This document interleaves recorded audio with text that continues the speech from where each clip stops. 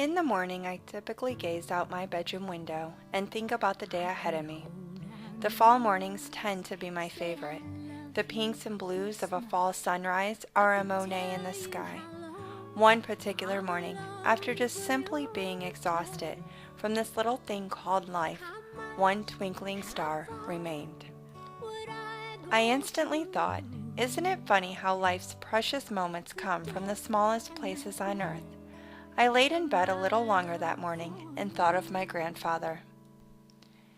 As a young soldier, he fought in one of the bloodiest battles in World War II. It is known as the Battle of Bulge. His infantry, Old Hickory, found themselves defeated. After the battle, he walked day after day and night after night. He developed a terrible frostbite on his feet, but continued with only the thoughts in his head. Thoughts about my grandmother back home, an expecting mother he had to see once more. He practically walked across Germany, a country I would visit much later in life. Many years after the war, and a life full of hard work, he retired and enjoyed time with his family. I remember spending almost every Saturday evening with my grandfather. Our days and nights were typical. After feeding the squirrels in the backyard, we would eat Little Caesar's pizza. I would curl up on my grandfather's lap, and he would read to me. As my eyes would become heavy, he would close the book and flip the channel to Grand Ole Opry or the Golden Girls.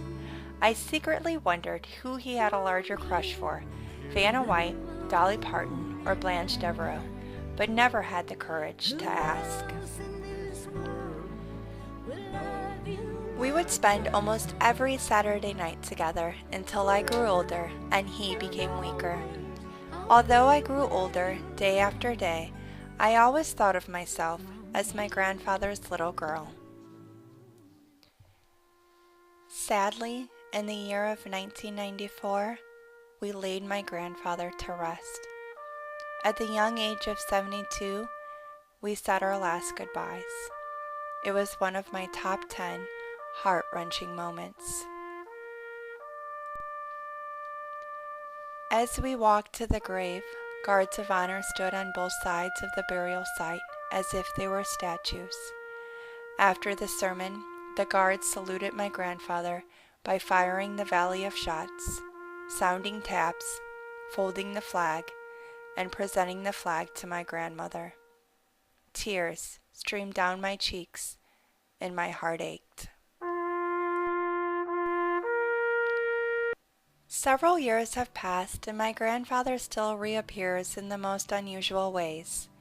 He has taught me things and showed me the unbeaten path to take, even from above. In 2007, I went to visit a good military friend of mine in Germany.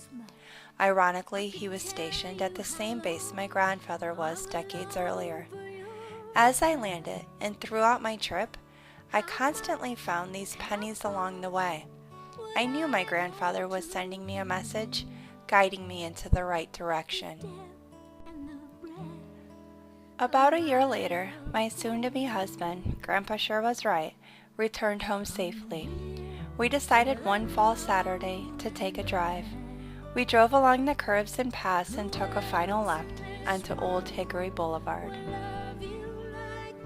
As the days and years pass, this busy thing called life tends to cloud the smallest places on earth, but at the times I need it the most, inspiration comes from showers of pennies, a road sign, and even the smallest speck in the sky, a star in heaven.